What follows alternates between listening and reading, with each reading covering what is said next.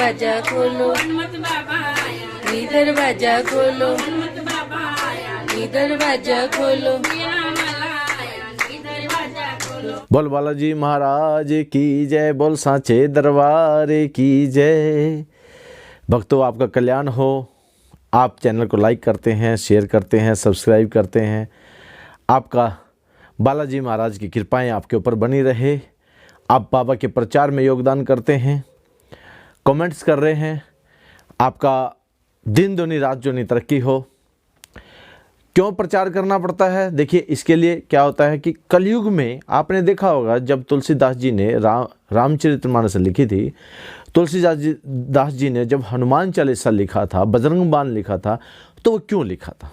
वो इसीलिए लिखा था, उसके पीछे स्वयं शंकर जी, स्वयं हनुमान जी, ये दोनों देवता ये चाहते थे कि राम की कृपा बरसे, और संकट में कोई भी व्यक्ति आए, जब उसके ऊपर संकट सताए, उसे भूत प्रेत आधा व्याधा ओपरी करी कराई जितने प्रकार के ये चौकी बांध देना, उसके काम को बांध देना, उसको रोगी बना देना, ये सारे के सारे जो होने वाले हैं, इसके विजन पहले ही ले लिए गए थे कि ये होगा। तो ये स्वयं तुलसीदास जी ने भी इन चीज़ों को महसूस किया था, तो उन्होंने इस रचना की है। और उसमें क्या कहा है? पूजा जब तप नेम आचारा, नहीं जानत हो दास तुम्हारा। उन्होंने, तुलसीदास जी ने कहा है कि कलयुग में जो लोग हैं पूजा जब तप के बारे में इतना ज्ञान नहीं रखेंगे, तो वहाँ पर कहता है कि प्रभु आपका दास जो है जानता नहीं है, केवल आप ही को जानता है और आप ही के सामने नतमस्तक होकर के पूजा कर सकता है। तो ऐसा मन में विचार कर करके आपने जाना है। और क्या कहना, देखिए, जब आप वहाँ से घर से चलते हैं, चलते वक्त आपने अपना जो उसारा था पूरे परिवार के ऊपर से वार दिया, दरखास्त लगा दी, बाबा जी हम आ रहे हैं और कोई भी संकट है, घर पे कारोबार पे ना रहे। आप मेहंदीपुर पहुँच गए। मेहंदीपुर कहाँ पे स्थित है? मेहंदीपुर राजस्थान के दौसा जिले में स्थित है। घाटे वाले मेहंदीपुर बालाजी का नाम वहाँ पे है। दो पहाड़ियों के बीच में स्वयं बालाजी महाराज प्रकट हुए और इसे सिद्धपीठ के नाम से जाना जाता है। सिद्धपीठ वो होता है जहाँ पे स्वयं बालाजी महाराज प्रकट हुए, जहाँ पर महंत को आकर के स्वयं बालाजी महाराज ने सपने में कहा कि मेरी सेवा का भार लो, और वहाँ पर सेवा का भार लिया गया। और आप वहाँ पर जो भी व्यक्ति जाता है, वहाँ से जितने भी व्यक्ति हैं, वहाँ से कोई ना कोई एक सिद्धि, कोई ना कोई एक निधि जरूर लेके आता है। अष्ट सिद्ध नवनिधि के दाता असवरदीन जानकी माता। आपने देखा होगा जितने हनुमान जी के भगत हैं ना, वो दुखी नहीं होते, वो सुख को धीरे धीरे प्राप्त कर रहे होते हैं, धीरे धीरे आगे बढ़ रहे होते हैं, धीरे धीरे बालाजी महाराज के सेवादार बन रहे होते हैं, धीरे धीरे उनको ज्ञान बढ़ रहा होता है। तो ये सारे के सारे जो हैं, आप जब मेहंदीपुर जाते हैं तो आप जाते हैं दुख में, और वहाँ जाके जब बाबा जी आपको वहाँ बुलाते हैं, किसी भक्त के माध्यम से बुलाते हैं, आपको किसी न किसी भक्त ने कहा होगा कि आप मेहंदीपुर जाएं, फलाने गुरु के साथ जाएं, इस व्यक्ति के साथ जाएं, ये व्यक्ति जा रहे हैं। आप सूचना दे रहे होते हैं, आप बाबा जी का प्रसार कर रहे होते हैं, और जैसे आपने सूचना दी तो व्यक्ति मेहंदीपुर जाने के लिए तैयार हो गया। आप सोच के देखो, वो व्यक्ति मेहंदीपुर जाने के लिए तैयार हो गया, यानी आपने बाबा का प्रचार कर दिया। अब वो वहाँ पर मेहंदीपुर जाता है, वो सीखता है नए नए नियम, उसे पता नहीं होता, वो डरा हुआ होता है। दरअसल संकट जो है वहाँ पर होते हैं, इसमें कोई दो राय नहीं है, क्योंकि साइंस भी मान चुकी है कि कुछ तो ऐसी अदृश्य शक्तियां हैं जो बालाजी महाराज में जाकर के डॉक्टर, वकील, जो बड़े बड़े जितने भी नेता हैं, उनको भी इन शक्तियों का एहसास हुआ होता है। तो वहाँ पे शक्तियों का एहसास जब होता है तो इसका मतलब है कि वो सिद्धपीठ है। और जब सिद्धपीठ है, अब आप वहाँ से पहुँच गए और जा कर के आपने सबसे पहले अपना नाम लेकर के, नहा धो के, स्नान कर करके बाबा के लाइन में दर्शन में लग गए। ज़्यादातर भक्त क्या करते हैं, ये जो समय होता है यहाँ पे क्या करते हैं, वो यहाँ पे इधर उधर की सोच विचार करने लग जाते हैं। यहाँ बाबा का सिमरन करो, श्री बालाजी महाराज का सिमरन करो, लाइन में लगो, जल्दबाजी मत करो, क्रॉस करके लाइन जाओ, आगे जाओ, पीछे जाओ, ऐसा करके नहीं जाना। आपने सिमरन करते हुए, बालाजी महाराज से प्रार्थना करते हुए, मनोकामना पूर्ण की करते हुए, आपको जो समय है वो सिद्धपीठ के अंदर से आप जाप करते जा रहे हो। ऐसे ऐसे घूमते घूमते आपका हो सकता है वहाँ 1 घंटा लगे, 2 घंटे लगे, 3 घंटे, कई बार वहाँ पे रस ज़्यादा होता है 5-5 घंटे भी लग जाते हैं। वहाँ पे लोग सुबह 4 बजे से लग जाते हैं लाइन में, सुबह 4 बजे जिन्होंने अर्जी लगानी होती थी, वो 12 बजे का अर्जी का टाइम होता था, वो 4 बजे अर्जी लगाने के लिए सुबह लग जाते थे। और कई तो वहाँ पर रात में ही सोते थे वहीं पर, ताकि सुबह उठते लाइन में लग जाएं। तो ये जो महिमा है, जो लाइन में लगा है वो धीरे धीरे अपने कर्मों को काटते हुए वहाँ तक जाता है। और कई लोग बड़े तेज होते हैं, वो लाइन को चीरते हुए इधर उधर से करते हुए वो निकल जाते हैं। तो आपने इस तरह नहीं देखना कौन क्या कर रहा है, आपने सिर्फ अपना कर्म करना है। अपने कर्म करते हुए आपने सीधा बाबा जी के पास जाना है। आपका नंबर आने वाला है। और देखिए, बाबा जी सच्चे हैं, सच्चा दरबार है। बाबा जी सच्चे आदमी को सबसे पहले सुनते हैं। और बाबा जी के पास जाने के बाद जैसे आप बाबा जी के पास जाते हैं, आप आने की दरख्वास्त लगाएं। हे बालाजी महाराज, मैं आपके चरणों में आया हूँ। आने की दरख्वास्त लगाने के बाद आप अगर अर्जी लगा रहे हैं तो अर्जी लगाएं बाबा जी के चरणों में, क्योंकि जो पहले लगती थी अर्जी वो लड्डुओं की लगती थी, आजकल वो बंद हुई पड़ी है, अभी वो नहीं लगती है। इसलिए आप सिर्फ सूखी अर्जी लगा सकते हैं। और जैसे अर्जी लगाएंगे, आप अर्जी लगाने के बाद बाहर आते हैं तो क्या क्या भोग लगते हैं। सबसे पहले देखिए, हनुमान जी को जो भोग लगता है वो लड्डुओं का भोग लगता है। लड्डुओं का भोग लगता है, 100 मणि का भोग लगता है। यहाँ पे 2 भोग लगते हैं, लड्डुओं का भोग लगता है, 100 मणि का भोग लगता है। ये हनुमान जी के भोग हैं। और जैसे आपने वहाँ से भोग लगा, अब वहाँ पे भैरव बाबा हैं। भैरव बाबा और प्रेतराज, ये दोनों शिवजी भगवान जी ने अपने बालों से प्रकट किए हुए हैं, रुद्र से प्रकट किए हुए हैं। और ये कहा है कि आप बालाजी महाराज की, हनुमान जी की मदद करें, कलयुग में मदद करें। तो वहाँ पे भैरव बाबा जी और प्रेतराज सरकार, ये 2 देवता वहाँ पर विराजमान हैं। और आपने जैसे, अब भैरव बाबा का क्या भोग लगता है, देखिए भैरव बाबा पे आ गया हम। भैरव बाबा पे भोग लगता है पूड़े का, जो गुलगुले होते हैं। गुलगुले या तो आप गुलगुले घर से बना के ले जाएं, या वहाँ पे बने बनाए मिलते हैं प्रसाद वालों से। गुलगुले का भोग लगता है। और गुलगुले का भोग चढ़ाने के बाद उस भोग को आप कुत्ते को भी दे सकते हैं, क्योंकि भैरव के साथ रहते हैं, तो वहाँ पे आप उनको दे सकते हैं। और यहाँ से इसके बाद वहाँ पे भैरव बाबा का भोग लगता है काली उड़द का। काली उड़द, लौंग और पतासे, ये भोग लगते हैं भैरव बाबा की। अब ये भैरव बाबा का भोग लगा दिया। भैरव बाबा का भोग लगने के बाद अब आपका जो अगला भोग लगता है वो लगता है प्रेतराज सरकार। प्रेतों के राजा, जितने प्रकार के भी प्रेत हैं ना, वो सब प्रेतराज सरकार कवर करते हैं। जितने प्रकार के भी करी कराई है, जितने प्रकार की चौकियाँ छोड़ी हुई हैं, वो सब भैरव बाबा करते हैं। प्रेतराज सरकार के पास आप गए, वहाँ पे लगता है घी बूरे का भोग। 2 से लेकर के 4 बजे तक का भोग वहाँ पे ज़्यादा स्वीकार्य होता है। घी बूरे का भोग लगता है। और घी बूरे का भोग लगा करके आप जैसे अब आगे चलते हैं तो वहाँ पे पीछे होते हैं दीवान सरकार। दीवान सरकार पे लगता है 2 इलायची और 3 लौंग का भोग। ये दीवान सरकार पे भोग लगता है। और दीवान सरकार के भोग लगने के बाद यहाँ पे इन देवताओं का भोग लग जाता है। अब जैसे आपने घी बूरे का भोग तो 2 से 4 के बीच में बता दिया, लेकिन वहाँ पे अगर आप अर्जी चढ़ा रहे हैं तो अर्जी के नियम अनुसार क्या होता है, अर्जी में आप जाते हैं, लड्डुओं का एक थाल मिलता है प्रसाद वालों से। लड्डुओं का थाल लेकर के जैसे आप जाते हैं, और वहाँ से 12 बजे से पहले अर्जी लगनी होती है, तो आप लड्डू वहाँ से लेते हैं। और उसके बावजूद फिर आप वापस आते हैं, अपने ऊपर से वारते हैं, और 6 लड्डू उसमें से निकाले जाते हैं। 2 लड्डू आप प्रसाद वाले के पास, 6 लड्डू वापस लेके जाओ। अब प्रसाद वाला आपको देता है एक उड़द का थाल और एक चावलों का थाल। उड़द के थाल में 2 लड्डू रखते हैं, चावलों के थाल में 2 लड्डू रखते हैं, और वो जो लड्डू हैं 2 वो उठा के आप अपने पास रख लेते हैं। ताकि अब आपने क्या करना होता है, अब आप जाते हैं पिछले दरवाजे से, जो दरवाज़ा है सीधा मंदिर में लाइन में लगने की आवश्यकता नहीं है। अब सीधा एक भैरव बाबा की तरफ दरवाजा जाता है, वहाँ पे इतनी लंबी लाइन नहीं लगती। वहाँ से जाएं और जा कर के आप भैरव का भोग लगवाएं। भैरव का भोग लग जाता है, और उसके बाद आप लगवाते हैं प्रेतराज सरकार का भोग। प्रेतराज सरकार का भोग लग जाता है चावलों का, उड़द का लगता है भैरव बाबा का। और प्रेतराज सरकार का भोग लगने के बाद वो जो पूरा थाल है, वो थाल आपके ऊपर से 7 बार वार करके उसे पीछे गिर दिया जाता है, और पीछे मुड़ के नहीं देखा जाता। आप वापस आएँ और वो जो थाल है वो प्रसाद वाले की दुकान पे लें, और वो जो 2 लड्डू हैं वो आपको स्वयं खाने हैं। ये था भोग का। अब दीवान सरकार का भोग लग गया। अब यहाँ से जैसे भोग लग जाते हैं, इसके बाद आप जाएं समाधि वाले बाबा के। समाधि वाले बाबा के यहाँ पे लगता है जलेबियों का भोग।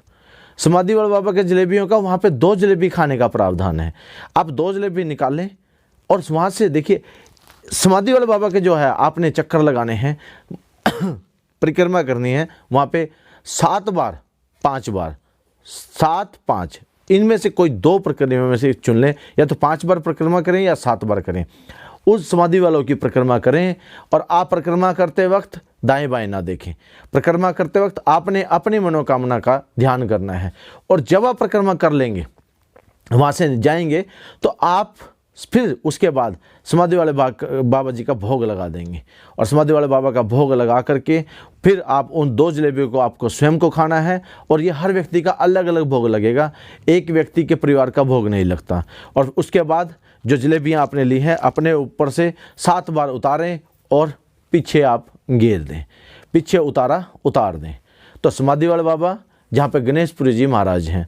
अब वहाँ से एक चीज़ और आपको देखने को मिलेगी, वहाँ पे आप देखेंगे समाधि वाले बाबा के बिल्कुल सामने वहाँ पे हवन हो रहा होता है। हवन वहाँ पे क्यों हो रहा होता है, वहाँ पे देखेंगे आप, वहाँ पे ब्राह्मण जो है वहाँ पे हवन कर रहे होते हैं। अब कोरोना की वजह से नहीं हो रहा वहाँ पे, लेकिन पहले वहाँ हवन होता था। हवन वहाँ पे हवन कुंड हो रहे हैं वहाँ पे क्यों होता है हवन देखिए, हवन जो है, यज्ञ जो है, वो आत्मा को पवित्र करते हैं। और हम जितनी प्रकार की आत्माओं को लेकर के समाधि वाले बाबा के पास लेके जाते हैं, और वहाँ पर हम कार्यक्रम करके वहाँ पे बिठा के आते हैं, वहाँ पे छोड़ के आते हैं, वहाँ पे कैद करा के आते हैं, वहाँ पे उल्टा लटका के आते हैं। तो वहाँ पे पीपल का पेड़ है, वहाँ पे हम उल्टा लटका के आते हैं। तो ये सारे काम वहाँ पे करते हैं। और वहीं पर हवन होता है, उन आत्माओं को वहाँ पर हवन मिल रहा होता है। हवन से क्या होता है, आत्मा शुद्धिकरण की तरफ हो जाती है।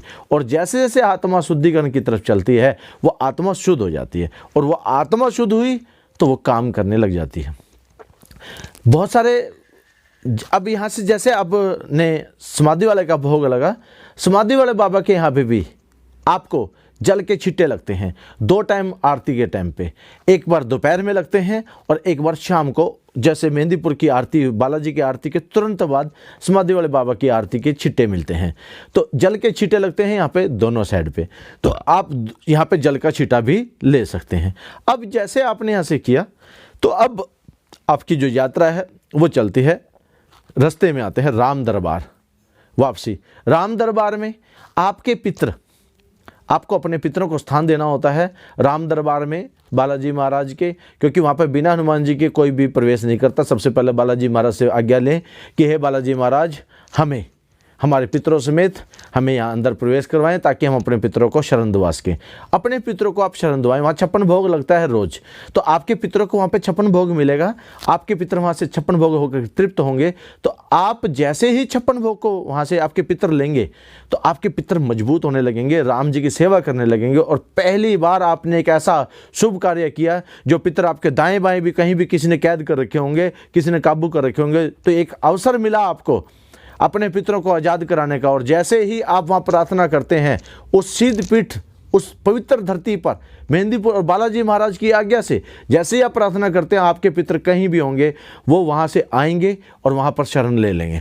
और वहाँ शरण लेने के बाद वो सुरक्षित हो जाएंगे, और आपके पितर इतने मजबूत हो जाएंगे, कुछ समय के बाद जैसे आप अपने पितरों को वापस लेके आएंगे, आपके काम बनने लगेंगे। आपको निधियाँ का खजाना दे करके भेजेंगे बाबा जी, सिद्धियाँ और निधियाँ का खजाना दे करके भेजते हैं पितरों को, कि जाओ अपने परिवार को आप रिद्धि और सिद्धि इन सब कुछ प्रदान करो। अष्ट सिद्ध नवनिधि के दाता, ऐसे नहीं कहा गया हनुमान जी को, अष्ट सिद्ध नवनिधि के दाता, ऐसा वर जानकी माता। अब आप बताइए, आप कहाँ जा रहे हो? आप अब हनुमान जी किसके पास बैठे हैं? जानकी जी महाराज के पास। और जानकी महाराज के सामने, जानकी जी माता के सामने आप बोलते हैं, जानकी जी माता के सामने आप कहते हो, सीता माता के सामने कहते हो कि हे माँ, अब आपने यहाँ पे प्रार्थना करनी है, हे माँ, मैं अपने पितरों को राम दरबार में शरण करवाने आया हूँ, और यहाँ पर हनुमान जी बैठे हैं, इनके पास अष्ट सिद्धियाँ हैं, 9 निधियाँ हैं, मेरे पितरों को ये प्रदान हो और मेरे पितर मेरी मदद कर सकें, ताकि ये जो है हमारे भी खानदान में, हमारे परिवार के ऊपर भी ये कृपा बरसे। अब आपने अपने पितरों को स्थान दे दिया, और स्थान देने का मतलब हो गया आपने अपने पितरों को श्री राम दरबार की पाठशाला के अंदर, सेवादार की पाठशाला के अंदर एक एडमिशन करा दिया, एक दाखिला करा दिया। और दाखिला कराने के बाद अब आप जैसे ही आगे चलते हैं, आगे चलेंगे तो आपने यहाँ से भोग लगा के, यहाँ पे मिश्री का भोग लगता है,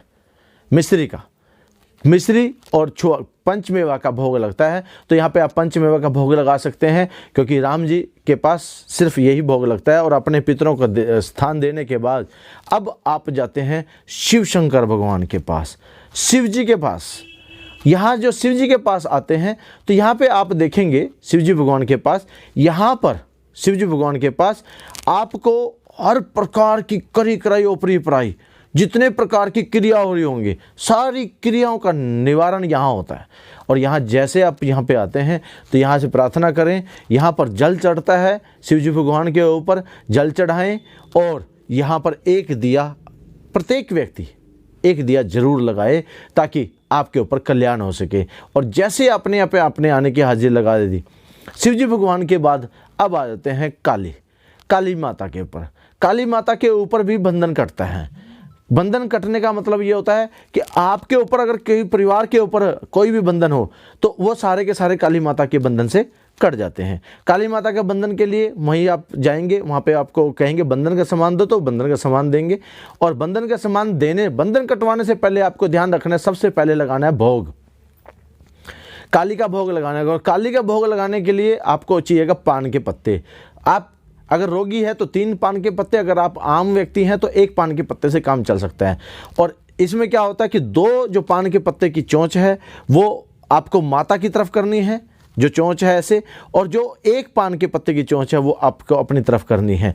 अब आप जैसे ही उस पे आपको रखने 2 पतासे, 2 लौंग, 2 इलायची, और आपको रखना है यहाँ पे किशमिश। ये 2 चीज़ें रखनी है। अब यहाँ से देखना, 2 लौंग, 2 इलायची, 2 किशमिश, कपूर और पतासे, ये भोग और दरखास्त 10 रुपये की। और ये भोग लेकर के जब आप भोग लगाते हैं तो यहाँ पे माता काली से प्रार्थना करिए। यहाँ पे अगर आपके शरीर पे कोई चीज़ होगी, आपके शरीर पे कोई करी कराई हो रही होगी, तो यहाँ पे माँ अपने आप खींचेगी, वो माँ का काम है। आपका काम सिर्फ भोग लगाना है। अगर आपके शरीर पे कोई चीज़ उछलने वाली है तो उछलेगी। कोई अगर बाबा जी ऊपर काटना चाहते हैं तो ऊपर कटेंगे। संकट सिर्फ काटना बाबा जी ने है, आपने नहीं काटना। वहाँ पे संकट जो भी काम चलेगा वो बाबा जी की मर्जी से चलेगा, श्री बालाजी महाराज की मर्जी से चलेगा। आपने जैसे जैसे अपने आप को ये आगे बढ़ाया, आपने काली माता का भोग लगाने के बाद और काली माता का भोग दे दिया, और भोग देने के बाद आप उसे स्वयं लें, अपने शरीर के ऊपर से 7 बार वारें, और 7 बार वार के वो पंडित जी के पास ले जाएं सामने। पंडित जी क्या करेंगे, उसमें से पान का पत्ता भभूत लगा करके वो आपको दे देंगे। वो भभूत के पत्ता जो है वो आपने लेना है। भोग है वो माता का, मैंने कहा काली माता का। काली माता ने भोग स्वीकार किया, आपने काली माता का भोग लगा दिया। और काली माता का भोग लगाने के बाद अब आप लगे बंधन वाली लाइन पे। एक साइड से काली माता के मंदिर में 3 पहाड़ी पर स्थित है। काली माता के एक साइड में मंदिर पे कटता है काली माता का बंधन, और दूसरी साइड से कटता है भैरव बाबा का बंधन। आपने सबसे पहले काली का बंधन कटवाना। किसी ने काली का कोई तांत्रिक हो, उसने काली की कोई छोड़ रखी है, तो वहाँ पे माता काली आपको उस कृपाएं हटा देती हैं, आपके ऊपर से कृपा कर देती है, और वो जो कराई ओपरी पराई है उन चीज़ों को अलग कर देती है। तो यहाँ से आपका बंधन कटना जरूरी है। और बंधन कटने के बाद जैसे दूसरी साइड से, अब यहाँ पे एक गलती करते हैं लोग, ज़्यादातर लोग क्या करते हैं, पूरे परिवार को नहीं लेके आते। ये बहुत बड़ी गलती करते हैं, और हमेशा पूरे परिवार को लेके जाना चाहिए। जब भी आप मेहंदीपुर जाएं, कोशिश करें अगर आपको इसमें जल्दी निपटारा करना तो पूरा परिवार आपका जाए, पूरे परिवार का बंधन कटे। कोई एक व्यक्ति भी बाहर रह गया तो इसका मतलब है कि वो बंधन आपका बेकार है। आप उस बंधन को कोशिश तो कर रहे हो, कटवा तो रहे हो, मजबूरी में वैसे हम कटवा भी रहे हैं, लेकिन उसके परिणाम उतने नहीं आते जितने कि पूरे परिवार के परिणाम आते हैं। पूरे परिवार का बंधन अगर एक साथ कट जाए ना तो फिर संकट के कटने की संभावना बहुत जल्दी हो जाती है। तो पूरे परिवार का बंधन आप कटवाएं, और पूरे परिवार का बंधन कटने के बाद जैसे ही आपका पूरा परिवार का कटेगा, एक ही बंधन कटेगा। ये नहीं कि हर बंदा अलग अलग व्यक्ति होगा। वहाँ पे ऐसा नहीं करना, अपने पूरे परिवार का बंधन, एक बंधन लेना है, पूरे परिवार का कटवा देना है। और उसके साथ 10 रुपये 20 रुपये जो आपका मन करे बंधन काटने वाले को आप दे सकते हैं। इसके बाद जैसे आप साथ में अब भैरव वाली लाइन में लग जाएं, भैरव वाली लाइन के अंदर लगते हैं तो यहाँ पे भी आपको बंधन मिलता है। वही बंधन वहाँ से भैरव का देंगे, भैरव का बंधन भी उसी प्रकार से पूरे परिवार का कट जाता है। अब देखिए, आपका पूरा परिवार का बंधन कट गया, आपकी अर्जी लग गई, आपके भोग लग गए, अब लगती है अगर आप गुरु के साथ गए हैं तो वहाँ पे चौकी पे आपकी भोग में क्या कमी रह गई, क्या पेशी रह गई, क्या कमी रह गई, उन सारी चीज़ों के ऊपर आपको वहाँ पे गुरु जी बता देते हैं। जैसे मेरे पास बहुत सारे लोग आए हैं, मैंने बहुत सारे लोगों को बाबा जी की महाराज की कृपा से, करने वाले मेरे बालाजी महाराज है, केवल मेरा नाम हो रहा है और बहुतों का कल्याण हो चुका है, बहुतों का, इतने लोगों का कल्याण हो चुका है कि वो वहाँ पे सिद्धियों के साथ, निधियों के साथ आगे बढ़ रहे हैं। सबके घर में बरकत आ रही है, सब लोग खुशी हैं, सब लोग के घर में सुख है। तो ये सारी चीज़ें इन्हीं प्रोसेस के थ्रू है। और एक बात जो कि बहुत बड़ी गलतफहमियाँ दे रखी हैं लोगों ने, वो गलतफहमियाँ क्या दे रखी हैं कि मेहंदीपुर जाएं, वहाँ से कुछ भी वापस ना लेके आएँ, वहाँ से जो है साज सज्जा सामान ये सारी चीज़ें छोड़ आएँ यहाँ से, और ये चीज़ें नहीं लेके आनी। एक बात बताइए, आप हमारे बालाजी महाराज जो है ना, जिनके साथ रहेंगे, एक ही चीज़ रह सकती है, या तो बालाजी महाराज या संकट। आपका मन अगर लगता है कि आपका मन डरा हुआ है, आपका मन डरा हुआ है, तो आप संकट आपके ऊपर हावी है। अगर आपका मन निडर है तो आप इसके ऊपर एक ही बात बोलते हैं, तो आप किसी भी हालत के अंदर बेफिक्र होकर जाएं, क्योंकि बाबा जी महाराज आपके साथ हैं। एक आप देखेंगे उसमें एक दोहा दिया हुआ है, आप बजरंग बाण को जब पढ़ेंगे तो उसमें दिया हुआ है, क्या देते हैं, देखिए तुलसीदास जी क्या बोलते हैं, वन उपवन मग गिरी ग्रह माही, तुमरे बल हम डरपत नाही।